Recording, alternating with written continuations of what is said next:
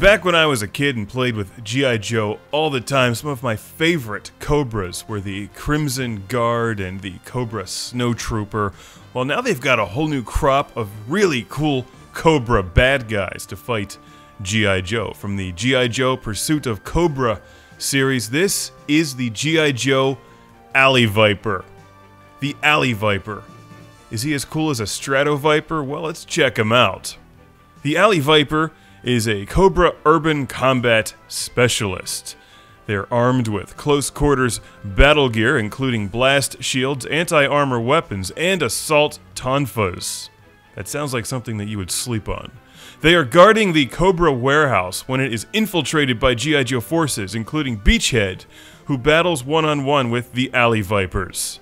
But like most Cobra soldiers, they will of course be completely and utterly incompetent. This guy's mission equipment is a PGAC pneumatic grappling ascent cannon. Maybe Cobra should have invested a little more money in training and less in cool equipment. Because this guy looks awesome, but you know, deep inside is a thoroughly and utterly incompetent soldier that can't hit the broadside of a barn. But that's not why G.I. Joe fans collect Cobras. They collect them because they look cooler than G.I. Joe figures. They do. Except for maybe Snake Eyes, who was the most badass looking Joe of all.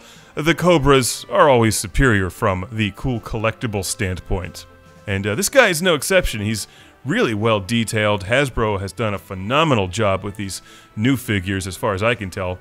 They look great. If you're into G.I. Joe, it's a wonderful time to collect these toys. They're not cheap, but they don't look cheap either. They look good. The Alley Viper comes with a bunch of guns. He's got a little knife that slips into his vest, but that easily falls out, so some super glue may be required after a while. He doesn't need that knife anyway. He's got a lot of other weapons, like grenades, a grappling hook, a riot shield or blast shield, a giant machine gun, and this guy comes with 3 different helmets. But without his helmet, his head looks oddly small for the rest of his body.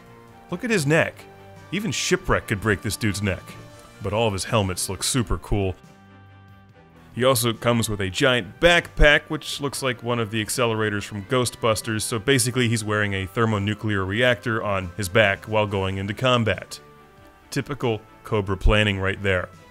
He has the usual amount of articulation points for this line of G.I. Joe figures. He bends at the knees, his elbows, head moves back and forth.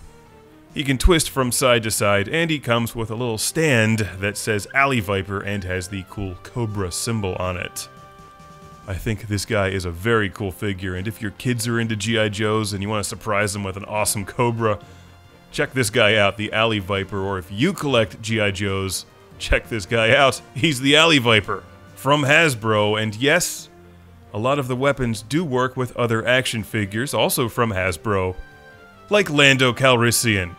Even though Lando doesn't need guns to defeat his enemies, he defeats them by dishing out smooth one-liners that make their heads explode.